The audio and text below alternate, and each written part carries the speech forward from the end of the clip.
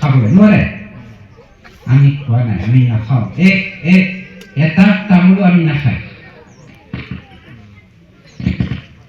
যি হাগ্ৰামাই ৰাতিপুৱাই নিজৰ মুখটো মদৰে ধুৱে,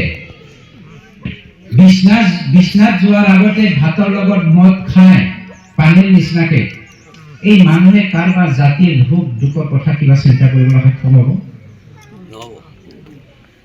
ভৱিষ্যত জাতি জনগোষ্ঠীৰ উজ্জ্বলতাৰ কথা চিন্তা কৰিবলৈ সক্ষম হ'ব?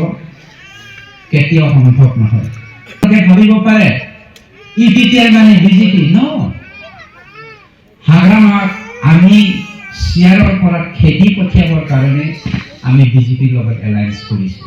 উই are not BJP, we are united people's party liberal. আমি ইউনাইটেড পিপলছ পাৰ্টি লিবাৰেল। ইয়াত মুছলমানো আছে, হিন্দু আছে, খ্ৰীষ্টানো আছে, শিখ, জৈন, বুদ্ধিষ্ট সকলোৱে আছে, জাতি জনগোষ্ঠী হিচাপে সকলো জাতি আছে।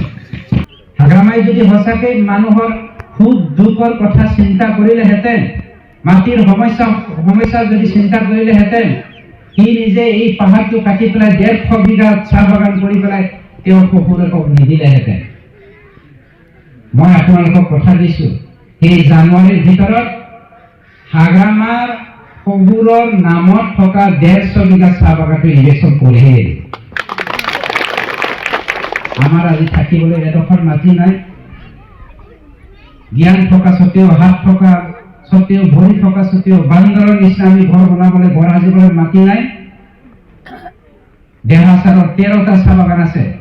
এখন চাহ বাগানত যদি 100 বিঘা থাকে, 1300 বিঘাতকৈ বেছি মাটি দেহাচাৰৰ আণ্ডাৰত আছে। সেইটো চাহ বাগান কৰিবলৈ, পাহাৰ ধ্বংস কৰিবলৈ চাহ বাগান কৰিছে, যেনেকৈ হাগ্ৰামাই কৰিছে।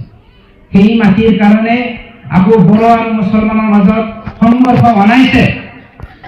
সেই মাটিৰ নামত বড়ো মাজত সংঘৰ্ষ সৃষ্টি কৰিছে, কেৱল মাত্ৰ নিজৰ স্বাৰ্থৰ কাৰণে।